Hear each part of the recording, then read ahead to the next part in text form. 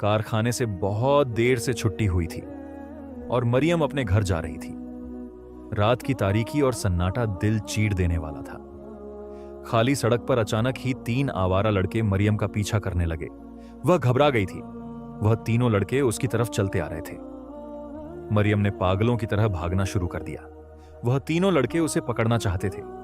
फिर वह एक पेड़ के पीछे छिप गई, लेकिन नहीं जानती थी कि उस तरफ पर एक अजीब सा साया है जो उसे लगातार देखे जा रहा है। मरियम एक गरीब खानदान से ताल्लुक रखती थी। उसकी मां अंतहाई गरीब औरत थी और वह 5 बहन भाई थे। मरियम के पिता का इंतकाल हो गया था और मरियम एक कारखाने में काम करती थी। कारखाना उनके घर से बहुत फासले पर था। वह रोजाना पैदल ही आती और जाती थी। मरियम हमेशा उदास रहती थी। वह अपने घर के हालात देखकर परेशान रहती थी। वह एक छोटे से किराए के घर में अपने बहन भाइयों और अपनी मां के साथ रहती थी। उसका मकान मालिक अंतहाई बदमिजाज आदमी था। वह हर दूसरे दिन उनके दरवाजे पर खड़ा होता था। वह मरियम पर बुरी नजर रखता था। उसकी मां से कहता कि अपनी बेटी मरियम का निकाह मुझसे कर लो और फिर मैं तुम्हारा किराया माफ कर दूंगा। लेकिन मरियम की मां को यह बात गवारा न थी, क्योंकि वह मालिक मकान बहुत बड़ी उम्र का एक बूढ़ा इंसान था, जबकि मरियम अभी सिर्फ 18 साल की थी। जब वह कारखाने से वापस आ रही होती तो सड़क पर कुछ आवारा लड़के उसे देखते थे, लेकिन मरियम हमेशा दिन की रोशनी में तेज तेज कदमों से चलते हुए घर पहुंच जाती थी। लेकिन एक दिन कारखाने में बहुत ज्यादा काम था और उसकी छुट्टी बहुत देर से हुई। सारी ही लड़कियां अपने वक्त पर घर चली गई थीं, लेकिन मरियम को पैदल ही घर जाना था। रात के 9 बज गए थे और सड़क बिल्कुल सुनसान थी। इस सड़क से गुजरते हुए मरियम कभी बहुत घबरा रही थी, क्योंकि सड़क पर खड़े हुए वही 3-4 आवारा लड़के उसे देखकर हंस रहे थे। जैसे ही वह वहां से गुजरने लगी, अचानक उन लड़कों ने मरियम का पीछा करना शुरू कर दिया और तेजी से उसके पीछे भागने लगे। मरियम समझ गई थी कि आज उसकी इज्जत खतरे में है। वह भी पागलों की तरह भागने लगी। भागते भागते वह एक अनजान जगह पर चली गई थी, जहां पर पेड़ ही पेड़ और झाड़ियां ही झाड़ियां थीं। इन पेड़ों के पीछे छिपकर वह अपने आप को महफूज समझ रही थी। वह एक पुराने बरगद के पेड़ के नीचे छिपने में कामयाब हो गई थी। वह आवारा लड़के जो उसके पीछे पीछे आए थे उसे तलाश करने लगे, लेकिन नाकाम होकर वापस लौट गए। लेकिन मरियम नहीं जानती थी कि उस पेड़ पर रहने वाला एक साया उसे लगातार देखे जा रहा है। अचानक ही उसे एक अजीब सी सरगोशी सुनाई दी। मरियम यह आवाज सुनकर घबरा गई थी। वह चारों तरफ देखने लगी, लेकिन उसके पास सिवाय सन्नाटे और अंधेरे के कुछ भी नहीं था। जब उसे यकीन हो गया कि वह लड़के चले गए हैं, तब वह चुपके से उस पेड़ के पीछे से निकली थी। अचानक अंधेरे में चलते वह किसी से बुरी तरह टकराई थी। यह देखकर उसके पैरों तले से जमीन निकल गई कि सामने एक खूबसूरत नौजवान खड़ा था, जिसने सफेद रंग का लिबास पहन रखा था और वह अपनी खूबसूरत आंखों से मरियम को देख रहा था। मरियम उसे देखकर घबरा गई। वह यह समझ रही थी कि शायद यह भी कोई अवबाश नौजवान है जो उसकी इज्जत खराब करना चाहता है। लेकिन वह नौजवान मरियम से कहने लगा, मैंने उन लड़कों को भगा दिया है मारकर, वह जो तुम्हारा पीछा करते हुए यहां तक आए थे। यह सुनकर मरियम हैरान रह गई। फिर वह नौजवान कहने लगा, चलो मैं तुम्हें घर तक छोड़ देता हूं। अब वह मरियम के पीछे पीछे आ रहा था। रात की तन्हाई और काले अंधेरे में मरियम को उस नौजवान का साथ बहुत अच्छा लग रहा था। वह उसे घर तक छोड़कर चला गया था। घर जाकर मरियम ने अपनी मां को सारा वाकया सुनाया। उसकी मां परेशान हो गई थी। फिर वह मरियम से कहने लगी कि अब वह उस रास्ते से न आया करे। जब भी देर से छुट्टी हो तो दूसरा रास्ता इख्तियार किया करे। मरियम ने अपनी मां की बात सुनकर सर हिला दिया था, क्योंकि वह अपने घर का सहारा थी। उसके कारखाने की तनख्वाह से ही उसके घर का गुजारा होता था। फिर दूसरे दिन वह काम पर चली गई और वापसी छुट्टी में उसने दूसरे रास्ते को इख्तियार किया था। लेकिन यह रास्ता एक वीरान जंगल से होकर गुजरता था। इस जंगल से गुजरते हुए अचानक ही मरियम को अपने पीछे कदमों की आहट सुनाई दी। वह इन आवाजों को सुनकर घबरा गई थी। जैसे ही पलटकर देखा तो पीछे कोई भी नहीं था। पेड़ों के सूखे पत्ते जमीन पर बिखरे थे और मरियम को ऐसे लग रहा था जैसे इन पत्तों के ऊपर उसके पीछे पीछे कोई चलता हुआ आ रहा है। कदमों की खामोश आहट उसका पीछा कर रही थी। वह और भी तेज तेज चलने लगी, लेकिन यह रास्ता बहुत तवील और लंबा था। अचानक ही फिर से उसे अपने पीछे कदमों की आवाजें सुनाई देने लगी। जैसे ही वह पलटी तो पेड़ के पीछे से निकलकर वही नौजवान उसके पीछे चला आया जो कल उसे घर तक छोड़कर गया था। मरियम उस नौजवान को देखकर हैरान रह गई, जिसकी खूबसूरत आंखें अंधेरे में खूब चमक रही थीं। वह मरियम को देखकर मुस्कुराया और उससे कहने लगा, तुम एक डरपोक लड़की हो। मैं देखता हूं कि तुम बहुत खौफजदा नजर आती हो। क्या मैं तुम्हें घर तक छोड़ दूं? मरियम सर झुकाकर कहने लगी, हां, उसे इस रास्ते से गुजरते हुए बहुत डर लगता है। यहां वीरानी और सन्नाटा है, जबकि दूसरे रास्ते पर शैतान नुमा इंसान फिरते हैं जो उसका पीछा करते हैं। तो वह नौजवान कहने लगा, मुझसे घबराने की जरूरत नहीं, मैं तुम्हें कुछ नहीं कहूंगा। चलो मैं तुम्हें घर तक छोड़ देता हूं। फिर रोजाना ही ऐसा होने लगा। वह नौजवान मरियम को उसके दरवाजे तक छोड़ देता और वापसी में मरियम उसी रास्ते को इख्तियार करती। आते जाते वह नौजवान मरियम को बहुत अच्छा लगने लगा। एक दिन मरियम उससे कहने लगी, तुम्हारा नाम क्या है? वह नौजवान कहने लगा, मेरा नाम रेहान है। मरियम उससे कहने लगी, तुम कहां रहते हो? तो रेहान कहने लगा, मैं इस जंगल के पीछे जो बस्ती है वहीं पर रहता हूं। यह सुनकर मरियम ने सर हिला दिया था, लेकिन वह दिल ही दिल में रेहान को पसंद करने लगी थी। तो बड़ी शिद्दत से हर रात जब भी कारखाने से वापस आती, उसका इंतजार कर रही होती। अब मरियम की निगाहें उसे ही तलाश करती रहती थीं, जैसे वह उसके इंतजार में हो। मरियम अब रेहान की आदी हो चुकी थी। रोजाना शाम के वक्त वह रेहान को उसी सुनसान रास्ते पर देखती और वह खामोशी से उसके साथ साथ चलता। उसकी आंखों में एक अजीब कशिश थी, जैसे वह मरियम की रूह को खींचती हो। मरियम का दिल अब रेहान के बिना अधूरा लगता था। उसे वह रात याद आती जब उसकी इज्जत खतरे में थी और रेहान किसी फरिश्ते की तरह अचानक जाहिर हुआ था। वह यह सोचकर काम जाती कि अगर उस दिन रेहान उसकी मदद न करता तो न जाने उसके साथ क्या होता। अब उसके चेहरे पर एक खास चमक रहने लगी थी, जो उसके साथ काम करने वाली लड़कियों ने भी नोट कर ली थी। एक दिन कारखाने में काम के दौरान मरियम की एक साथी लड़की ने उससे कहा, तुम्हारी आंखों में एक अजीब सी चमक है और तुम बहुत खुश नजर आती हो। क्या वजह है? क्या कोई खास बात है? मरियम ने मुस्कुराकर कहा, बस कुछ नहीं, बस जिंदगी कुछ बेहतर हो गई है। लेकिन उसे खुद भी पता नहीं था कि जो चीज उसे खुशी दे रही है वही उसकी जिंदगी का सबसे खतरनाक राज बनने वाली है। वह एक ऐसी दुनिया में कदम रखने वाली है जो उसके होश उड़ा देगी, जिसके बारे में उसे कुछ भी मालूम नहीं था। रात को जब वह हसब मामूल जंगल के रास्ते से गुजर रही थी, रेहान उसे वहां पहले से मौजूद मिला। आज वह कुछ अलग लग रहा था। उसकी आंखें और ज्यादा चमक रही थीं और उसके कदम जमीन को छू भी नहीं रहे थे। मरियम उससे कुछ सवाल करना चाहती थी, लेकिन वह पूछने की हिम्मत नहीं कर पा रही थी। फिर एकदम से ही वह रेहान से कहने लगी, तुमने मेरी मदद की, मेरी इज्जत को बचाया, लेकिन आज तक तुमने मुझे अपने बारे में नहीं बताया। तुम कौन हो और तुम्हारे माँ बाप कहाँ हैं? तुम हमेशा मेरी मदद के लिए यहां कैसे आ जाते हो? क्या तुम मेरा इंतजार करते हो? यह सुनकर रेहान अजीब से अंदाज में मुस्कुराया और मरियम से कहने लगा, बहुत जल्द मैं तुम्हें अपने बारे में बता दूंगा, लेकिन मैं तुम्हें एक राज बताना चाहता हूं। है मरियम, मैं तुमसे मोहब्बत करता हूं। एक दिन मरियम की मां उससे कहने लगी, आजकल तुम बहुत देर से आ रही हो, खैरियत तो है? और तुम्हारे चेहरे पर खुशी की चमक है। क्या तुम्हारी तनख्वाह में इजाफा हो गया है? यह सुनकर मरियम मुस्कुराई और कहने लगी, नहीं मां, लेकिन क्या पता बहुत जल्द हमारे हालात बदल जाएं।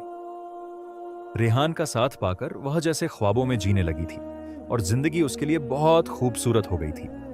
लेकिन वह नहीं जानती थी कि आने वाली जिंदगी उसके लिए क्या मोड़ लेकर आने वाली है। एक दिन कारखाने से वापसी में जब एक पेड़ के नीचे खड़ा रेहान उसका इंतजार कर रहा था, वह रेहान से कहने लगी, मैं तुम्हें अपनी मां से मिलवाना चाहती हूं। यह सुनकर रेहान के चेहरे का रंग बदल गया था। फिर वह कहने लगा, मरियम, मुझे माफ कर दो, लेकिन मैं तुम्हारी मां से नहीं मिल सकता। रेहान की बात सुनकर मरियम के चेहरे पर उदासी छा गई थी और फिर वह उससे नाराज हो गई और खामोशी से अपने घर आ गई। उसकी आंखों की चमक मंद पड़ गई थी। अगले दिन जैसे ही वह कारखाने से वापस घर जाने लगी, जंगल की तारीकी में उसे रेहान खड़ा हुआ दिखाई ही न दिया और वह बहुत ज्यादा घबरा गई थी। उस सुनसान रास्ते से गुजरते हुए उसके कदम डगमगा रहे थे। बहुत तेज तेज कदमों से घर जा रही थी, क्योंकि रेहान जब उसके साथ होता तो उसे डर नहीं लगता था, लेकिन आज वह बहुत खौफ महसूस कर रही थी। तभी अचानक उसे अपने पीछे आवाज सुनाई दी, मरियम रुक जाओ, मैं आज भी तुम्हारा इंतजार कर रहा था। वह उस वीरान सन्नाटे में उसकी आवाज सुनकर हैरान थी। उसने चारों तरफ देखा, लेकिन रेहान उसे कहीं भी दिखाई नहीं दिया था। सिर्फ उसकी आवाज ही उसके कानों में गूंज रही थी। रेहान लगातार उसे आवाजें दे रहा था, मरियम रुक जाओ, मैं तुम्हारा इंतजार कर रहा हूं। लेकिन वह कहां पर है? मरियम की नजरें उसे तलाश करने लगीं।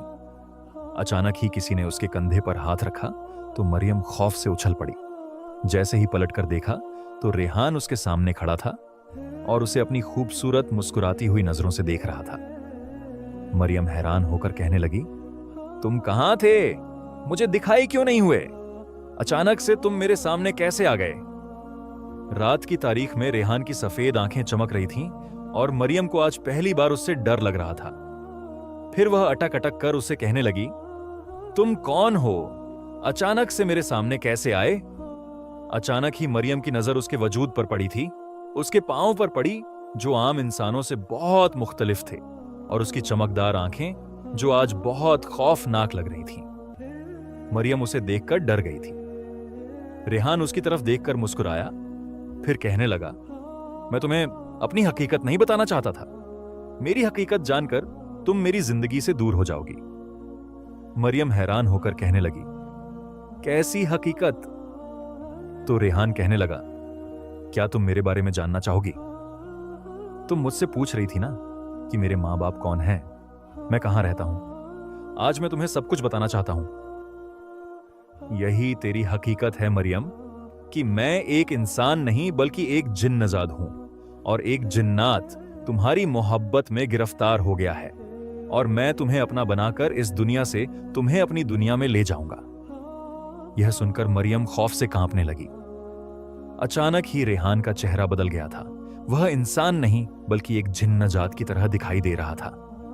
वह कांपते हुए कहने लगी, अगर तुम एक जिन्नजात हो तो तुम इस दुनिया में क्या कर रहे हो, और तुम हर रात मेरे रास्ते में क्यों आते हो? रेहान यह सुनकर मुस्कुराया और कहने लगा, क्योंकि जब मैं पैदा हुआ था तो मुझे एक जिन्नाती दुनिया के आलिम ने कहा था कि तुम्हें एक इंसान लड़की से मोहब्बत होगी जिसका नाम मरियम होगा, और वह लड़की बिल्कुल पाक होगी। यह सुनकर मरियम के कदम लरच गए, उसकी जबान गूंगी हो गई। उसके जहन में हजारों सवाल दौड़ने लगे। तुमने मुझे क्यों बचाया? तुम मेरे साथ क्यों चलते हो?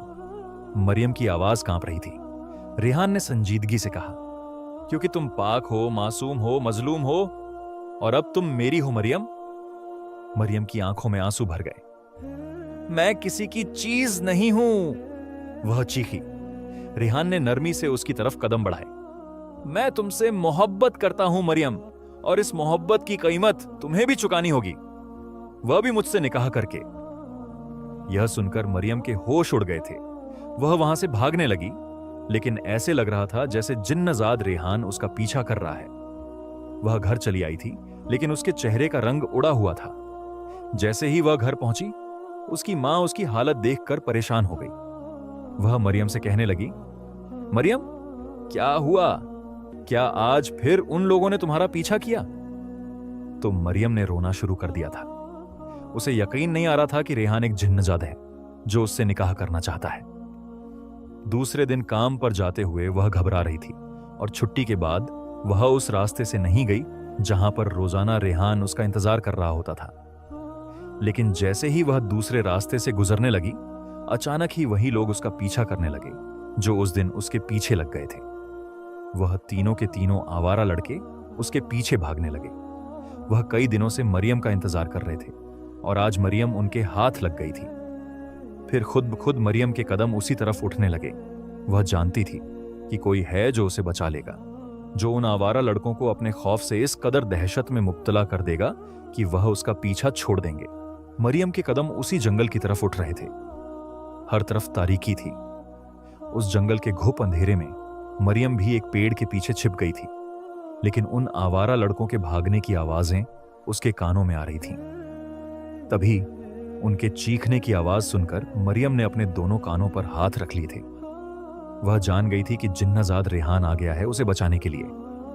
वह जानती थी कि वह एक जिन्नात है जो बहुत ताकतवर है, और एक जिन्नात मरियम से मोहब्बत करने लगा है जो उसे कोई तकलीफ नहीं पहुंचने देगा, क्योंकि वह बिल्कुल मासूम है, पाकीज़ा है, सिर्फ और सिर्फ उस जिन्नाजाद की मोहब्बत के लिए। उसी पेड़ के पीछे छिपी मरियम अब रेहान जिन्नात का इंतजार कर रही थी, लेकिन वह उसके सामने नहीं आया। मरियम की आंखें उसे तलाश कर रही थीं, लेकिन वह न जाने कहां छिप गया था। तभी अचानक मरियम चिल्लाते हुए कहने लगी, तुम मेरे सामने क्यों नहीं आते? रेहान जिन्नात की आवाज उसके कानों में आई, जब तक तुम निकाह के लिए राजी नहीं होगी मैं तुम्हारे सामने नहीं आऊंगा, क्योंकि तुम भी मेरी मोहब्बत में गिरफ्तार हो गई हो। हमारी मोहब्बत इस दुनिया में एक अनोखा रंग लेकर आएगी, एक जिन्नजाद और एक इंसानी लड़की की मोहब्बत। क्या तुम भी मुझसे मोहब्बत करती हो? रेहान जिन्नजाद ने उससे पूछा। अब मरियम खामोश थी। थोड़ी देर बाद वह घर आ गई थी, लेकिन जैसे ही उसने घर में कदम रखा उसके पैरों तले जमीन निकल गई, क्योंकि सामने उसकी मां नीचे जमीन पर बेहोश पड़ी थी और उसके छोटे भाई बहन अपनी मां से लिपटे रो रहे थे। मरियम अपनी मां की हालत देखकर बहुत परेशान हो गई थी। वह फौरन ही उसे एक सरकारी अस्पताल लेकर गई, जहां पर डॉक्टर ने उसे बताया, तुम्हारी मां को एक बहुत खतरनाक बीमारी है, इसका इलाज कराना जरूरी है, वरना तुम्हारी मां मर जाएगी। यह सुनते ही मरियम ने रोना शुरू कर दिया था, जबकि उसके छोटे भाई बहन घर में थे जो अपनी बड़ी बहन और मां का इंतजार कर रहे थे। घर की हालत बहुत खराब थी। दूसरे दिन मरियम कारखाने भी नहीं जा सकी थी। वह अपनी बीमार मां को वापस घर ले आई थी, क्योंकि उसके पास इलाज के लिए पैसे नहीं थे। अगले दिन वह कारखाने गई और मालिक से कहने लगी कि मुझे कुछ पैसे चाहिए, मेरी मां बीमार है, मैं जल्द ही यह पैसे अपनी तनख्वाह में कटवा लूंगी। कारखाने के मालिक ने गुस्सा किया और कहने लगा, मैं किसी को भी एडवांस तनख्वाह नहीं देता, और वैसे भी तुम काम छोड़कर चली जाओ तो क्या भरोसा है। यह सुनकर मरियम ने रोना शुरू कर दिया था। मां के इलाज के लिए उसे पैसों की जरूरत थी। फिर उस रात उस सुनसान और वीरान रास्ते से गुजरते हुए कोई उसका इंतजार कर रहा था। पेड़ के नीचे खड़ा हुआ वही जिन्नजाद जो हमेशा मरियम का इंतजार करता था, लेकिन आज मरियम के चेहरे पर परेशानी थी। तभी वह रेहान जिन्नजाद उसके सामने आया और उससे कहने लगा, मैं जानता हूं कि तुम बहुत परेशान हो, मैं तुम्हारी मदद करना चाहता हूं, तुम्हें पैसों की जरूरत है। मैं जानता हूं अगर तुम मेरी बात पर राजी हो जाओ तो मैं तुम्हारी सारी जरूरतें पूरी कर दूंगा। तुम्हारी जिंदगी इस दुनिया में बहुत ऐश से गुजरेगी, न सिर्फ तुम्हारी बल्कि तुम्हारे छोटे भाई बहनों और तुम्हारी मां की भी। उसकी बात सुनकर मरियम खामोश थी, लेकिन वह एक जिन्नजाद से कैसे निकाह कर सकती थी। लेकिन साथ ही वह इस बात पर भी परेशान थी कि उसे पैसों की जरूरत है और मां का इलाज कराना जरूरी है। फिर वह जिन्नजाद से कहने लगी, मैं तुम्हारी कौन सी ख्वाहिश पूरी कर सकती हूं? यह सुनकर वह खौफनाक अंदाज में मुस्कुराया और मरियम से कहने लगा, मैं तुमसे निकाह करूंगा, क्योंकि जब मैं पैदा हुआ था तो मुझे एक जिन्नाती आमिल ने कहा था कि तुम्हारा एक लड़की से निकाह करना जरूरी है, वरना तुम्हारी सारी ताकतें जाया हो जाएंगी। इसलिए मैं तुमसे निकाह करना चाहता हूं। इसके बाद तुम्हारी जिंदगी मेरे नाम हो जाएगी, फिर तुम दूसरे किसी इंसानी लड़के से शादी नहीं कर सकती। अगर तुम्हें यह शर्त मंजूर है तो मैं तुम्हें दौलत से मालामाल कर दूंगा, अपना सारा जिन्नाती खजाना मैं तुम्हें दे दूंगा, तुम्हारी यह दुनिया बहुत खूबसूरत हो जाएगी। मरियम चुपचाप उससे बातें सुन रही थी। गरीबी ने उसके दिल से एक जिन्नजाद का डर खत्म कर दिया था। हालात ने उसे यहां तक पहुंचा दिया था। शायद वह उस जिन्नजाद की बात मानने पर मजबूर हो गई थी। अगले दिन लाल रंग का जोड़ा पहनकर वह उसी पेड़ के नीचे खड़ी थी जहां पर रेहान जिन्नात उसका इंतजार कर रहा था, क्योंकि उसे अपनी मां के इलाज के लिए पैसों की जरूरत थी। अपने छोटे भाई बहनों के लिए उसे एक अच्छी जिंदगी खरीदनी थी। तभी वह जिन्नजाद मरियम को अपनी दुनिया में ले गया। उसकी दुनिया बहुत खौफनाक थी। वह एक पुराने खंडर नुमा घर में जा पहुंची थी, जहां पर बहुत सारी घंटियां भी लगी थीं और एक अजीब सी लाल आंधी आई। देखते ही देखते मरियम की आंखों के सामने से सारा मंजर बदल गया। अब वह एक बड़े शानदार महल में मौजूद थी जहां पर सारे ही जिन्नात थे। थोड़ी देर बाद रेहान और मरियम का निकाह हो गया। अब वह वापस अपनी दुनिया में लौट आई थी, लेकिन पलक झपकते में मरियम की जिंदगी बदल गई थी। उसने अपनी बीमार मां का इलाज भी करवा लिया और छोटे भाई बहनों के लिए उसने खूबसूरत घर खरीद लिया। अब वह शहर में रहने लगी थी और उसने कारखाने में काम करना छोड़ दिया था, क्योंकि रेहान जिन्नात ने उसकी जिंदगी अपने नाम कर ली थी और उसे दौलत से मालामाल कर दिया था। फिर एक दिन मरियम की मां उससे कहने लगी, अब मैं तुम्हारी शादी करना चाहती हूं, क्योंकि तुम्हारी शादी की उम्र हो गई है। अब तुम्हारी छोटी बहन इस काबिल हो गई है कि वह घर के मामलात संभाल सके। यह सुनकर मरियम घबरा गई और अपनी मां से कहने लगी, नहीं नहीं मां, मैं शादी नहीं कर सकती। मेरी शादी का ख्याल अपने दिल से निकाल दें। मरियम की मां उसकी बात सुनकर हैरान रह गई थी। फिर वह कहने लगी, आखिर क्या वजह है, तुम शादी क्यों नहीं करना चाहती? लेकिन मरियम कभी भी अपनी मां को नहीं बता सकती थी कि अपने छोटे भाई बहनों और अपनी मां की जिंदगी के लिए उसने अपनी जिंदगी दांव पर लगा दी थी। उसने अपनी सारी कुर्बानी, सारी खुशियां अपने घर वालों के नाम करके खुद एक जिन्नजात से निकाह कर लिया था। अब वह हर रात मरियम के पास आता और उससे ढेरों बातें करता। कभी कभार वह मरियम को अपनी दुनिया में ले जाता, लेकिन मरियम ने सारी जिंदगी शादी नहीं की, बल्कि एक जिन्नजात के नाम पर उसने अपनी जिंदगी गुजारी थी।